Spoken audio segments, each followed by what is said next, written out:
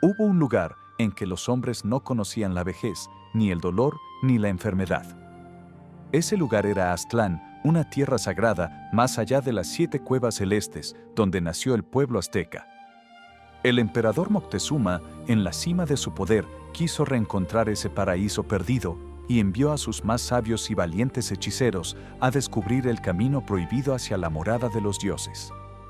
Lo que hallaron fue un mundo misterioso, donde el tiempo se detenía y donde la madre de Huitzilopochtli, entre lágrimas, aún esperaba el regreso de su hijo. Esta es la historia del Edén oculto de los antiguos. Un secreto que todavía susurra desde las brumas del pasado. He aquí el texto narrado de un hermoso relato, consignado por Fray Diego Durán en su notabilísima obra titulada Historia de México. Las 7 cuevas celestes. Que viéndose el emperador Moctezuma en la plenitud de sus riquezas y gloria, se creyó poco menos que un dios. Los magos o sacerdotes del reino, mucho más sabios que él y más ricos, puesto que dominaban todos sus deseos inferiores, hubieron de decirle: «Oh, nuestro rey y señor, no te envanezcas por nada de cuanto obedece a tus órdenes. Tus antepasados, los emperadores que tú crees muertos, te superan allá en su mundo, tanto como la luz del sol supera a la de cualquier luciérnaga». Entonces el emperador Moctezuma, con más curiosidad aún que orgullo, determinó enviar una lucida embajada cargada de presentes a la tierra de sus mayores. O sea, a la bendita mansión del amanecer. Más allá de las 7 cuevas de Pacaritampu, de donde era fama que procedía el pueblo azteca y de las que tan audatoria mencionas en sus viejas tradiciones. La dificultad, empero, estaba en lograr los medios y el verdadero camino para llegar felizmente a tan oscura y misteriosa región. Camino que en verdad no parecía conocer ya nadie. Entonces, el emperador hizo comparecer a su ministro Tlacaelel ante su presencia, diciéndole: «Has de saber, oh Tlacaelel, que he determinado juntar una hueste compuesta por mis más heroicos caudillos y enviarlos muy bien aderezados y apercibidos, con gran parte de las riquezas que el gran Huitzilopochtli se ha servido de pararnos para su gloria, y hacer que las vayan a poner reverentemente a sus augustos pies.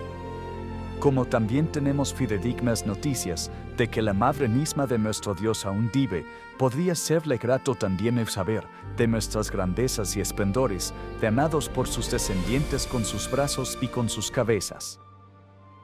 Tlacaelel respondió: «Poderoso Señor, al hablar como has hablado, no se ha movido tu real pecho por mundanos negocios, ni por propias determinaciones de tu tan augusto corazón, sino porque alguna deidad excelsa así te mueve a emprender aventura tan inaudita como la que pretendes.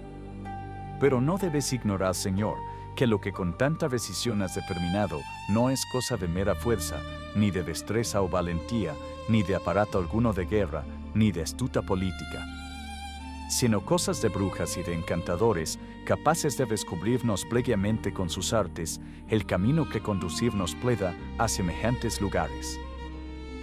Porque has de saber, oh poderoso príncipe, que según cuentan nuestras viejas historias, semejante camino está cortado desde luengos años ha. Y su parte de este lado ciega ya con grandes jarales y breñales, poblados de monstruos invencibles, médanos y lagunas sin fondo y espesísimos carrizales y cañaverales, donde perderá la vida cualquiera que semejante empresa intente temedario. Busca pues, Señor, como remedio único contra tamaños imposibles, a esa gente sabia que te digo, que ellos, por sus artes mágicas, podrán quizás salvar todos esos imposibles humanos e ir hasta allá, trayéndote luego las nuevas que nos son precisas acerca de semejante región. Región de la que se dice por muy cierto que cuando nuestros abuelos y padres la habitaron, antes de venir en larga peregrinación hasta las lagunas de México, en las que vieron el prodigio del tunal o zarza ardiendo. Era una prodigiosísima y amena mansión, donde disfrutaban de la paz y del descanso, donde todo era feliz, más que en el más hermoso de los ensueños, y donde vivían siglos y siglos sin tornarse viejos, ni saber lo que eran enfermedades, fatigas ni dolores, ni temer, en fin, ninguna de esas esclavizadoras necesidades físicas que aquí padecemos. Pero después que de tan paraíso salieran nuestros mayores para venir aquí, todo se les volvió espinas y abrojos, las hierbas les pinchaban, las piedras les herían, y los árboles del camino se les tornaron duros, espinosos e infecundos, conjurándose todo contra ellos para que no pudieran retornar allá, y así cumpliesen su misión en este nuestro mundo. Moctezuma, oyendo el buen consejo del sabio Tlacaelel, se acordó del historiador real Cuauhcoatl, venerable viejo que nadie sabía contar sus años, e inmediatamente se hizo llevar hasta su retiro en la montaña, diciéndole, después de haberle saludado reverentemente: «Padre mío, anciano nobilísimo y gloria de tu pueblo, mucho quiero saber de ti, si te dignas decírmelo. ¿Qué memoria guardas tú, en tu ancianidad santa, acerca de la historia de las 7 cuevas celestes, donde habitan nuestros venerables antepasados? ¿Y qué sitio es aquel santo lugar, donde mora nuestro dios Huitzilopochtli, y del cual vinieron hasta aquí nuestros padres?» Poderoso Moctezuma, respondió solemnemente el anciano: «Lo que tu servidor sabe respecto de tu pregunta es que nuestros mayores, en efecto, moraron en aquel feliz e indescriptible lugar que llamaron Aztlán, sinónimo de pureza o blancura. Allí se conserva todavía un gran cerro en medio del agua, al que llaman Culhuacán, que quiere decir cerro tortuoso o de las serpientes. En dicho cerro es donde están las cuevas, y donde antes de aquí venir habitaron nuestros mayores dilatados años. Allí, bajo los nombres de mayas y aztecas, tuvieron grandísimo descanso.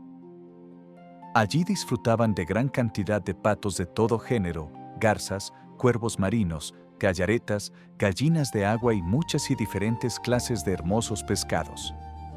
Gran frescura de arboledas, cuajadas de frutos y adornadas de pajarillos de cabezas coloradas y amarillas. Fuentes cercadas de sauces, sabinas y enormes alisos. Andaban aquellas gentes en canoas y hacían camellones en los que sembraban maíz, chile, tomates, nautlis, frijoles y demás géneros de semillas de las que aquí comemos y que ellos trajeron de allí, perdiéndose otras muchas. Mas, después que salieron de allí a esta tierra firme y perdieron de vista a tan deleitoso lugar, todo se volvió contra ellos. Las hierbas les mordían, las piedras les cortaban, los campos estaban llenos de abrojos y hallaron grandes jarales y espinos que no podían pasar, ni asentarse y descansar en ellos. Todo lo hallaron, además, cuajado de víboras, culebras y demás bichos ponzoñosos, de tigres y leones y otros animales feroces que les disputaban el suelo y les hacían imposible la vida. Eso es cuanto dejaron dicho nuestros antepasados, y esto es lo que puedo decirte, con cargo a nuestras historias, oh poderoso Señor». El rey respondióle al anciano que tal era la verdad, por cuanto Tlacaelel daba aquella misma relación. Así pues, mandó al punto que fuesen por todas las provincias del imperio a buscar y llamar a cuantos encantadores y hechiceros pudiesen hallar. Fueron, pues, traídos ante Moctezuma hasta cantidad de 60 hombres. Toda gente anciana, conocedora del arte mágico, y una vez reunidos los 60, el emperador les dijo: «Padres y ancianos, yo he determinado conocer hacia dónde está el lugar del que salieron los mexicanos de antaño, y saber puntualmente qué tierra es aquella, quién la habita y si es viva aún la madre de nuestro dios Huitzilopochtli. Por tanto, apercibíos para ir hasta allá con la mejor forma que os sea dable y retornar brevemente acá». Mandó además sacar gran cantidad de mantas de todo género, vestiduras lujosas, oro y muy valiosas joyas, mucho cacao, algodón, teonacastri, rosas de vainillas negras y plumas de mucha hermosura, lo más precioso, en fin, de su tesoro. Y se lo entregó a aquellos hechiceros, dándoles también a ellos su paga y mucha comida para el camino, para que con el mayor cuidado cumpliesen con su cometido. Partieron los hechiceros y llegados a un cerro que se dice Coatepec, que está en Tula, hicieron sus invocaciones y círculos mágicos, envijándose con aquellos ungüentos que todavía se usan en tales operaciones. Una vez en aquel lugar, invocaron al demonio, a sus respectivos daimones familiares, al Lucifer particular de cada cual, y les suplicaron que les mostrase el verdadero lugar donde sus antepasados vivieron. El demonio, forzado por aquellos conjuros, les transformó a unos en aves, a otros en bestias feroces, leones, tigres, adives y gatos espantosos. Y los llevó a ellos y a todo cuanto ellos conducían al lugar habitado por los antepasados. Llegados así a una laguna grande, en medio de la cual estaba el cerro de Culhuacán, y puestos ya en la orilla, volvieron a tomar la forma de hombres que antes tenían. Y cuenta la historia que viendo ellos a alguna gente que pescaba en la otra orilla, los llamaron. La gente de tierra llegaron en canoas, preguntándoles de dónde eran y a qué venían. Ellos entonces respondieron: Nosotros, señores, somos súbditos del gran emperador Moctezuma de México y venimos mandados por éste para buscar el lugar donde habitaron nuestros antepasados.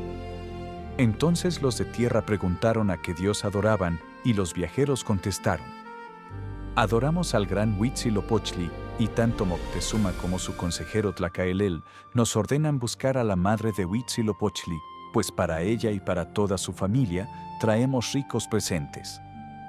El anciano les dijo: Que sean ellos bienvenidos y traédmelos acá.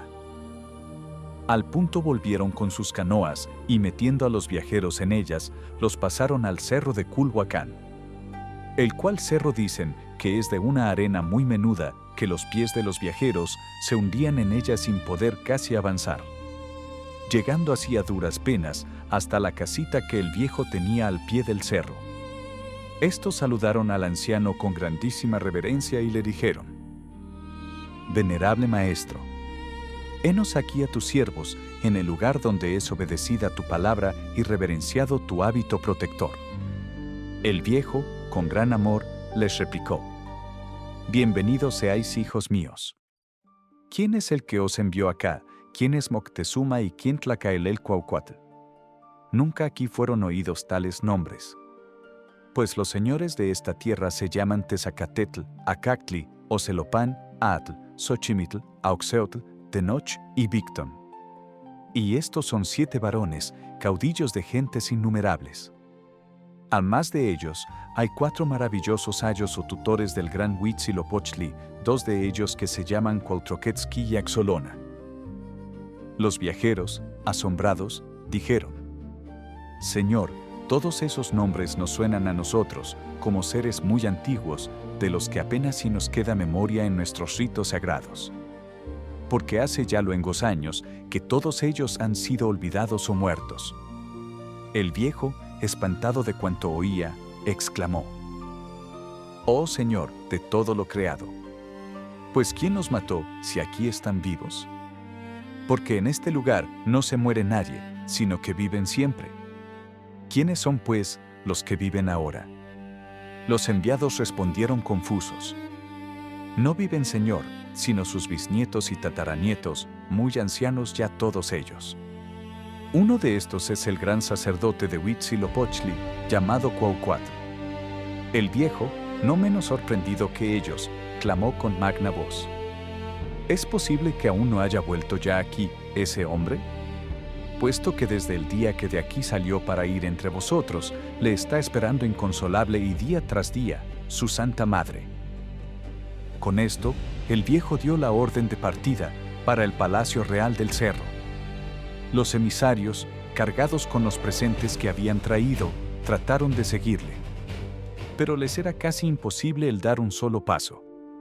Antes bien, se hundían más y más en la arena, como si pisasen en un cenagal. Como el buen anciano les viese en tal apuro y pesadumbre, viendo que no podían caminar, mientras que él lo hacía con tal presteza que casi parecía no tocar el suelo, les preguntó amoroso: ¿Qué tenéis, oh mexicanos? ¿Qué os hace tan torpes y pesados para así estar? ¿Qué coméis en vuestra tierra? Señor, le respondieron los cuitados, Allí comemos cuantas viandas podemos de los animales que allí se crían y bebemos pulque. A lo que el viejo respondió lleno de compasión: esas comidas y bebidas, al par que vuestras ardientes pasiones, son las que así os tienen tan torpes y pesados. Ellas son las que no os permiten llegar a ver el lugar donde viven nuestros antepasados y os acarrean una muerte prematura. En fin, sabed además que todas esas riquezas que ahí traéis para nada nos sirven acá, donde solo nos rodean la pobreza y la llaneza. Y diciendo esto, el anciano cogió con gran poder las cargas de todos y las subió por la pendiente del cerro como si fuesen una pluma. El capítulo 27 de la citada obra del padre Durán, comentada por don Mario Rosso de Luna, aquí parafraseado, se extiende luego en un relato acerca del encuentro de los embajadores con la madre de Huitzilopochtli, del que entresacamos lo siguiente.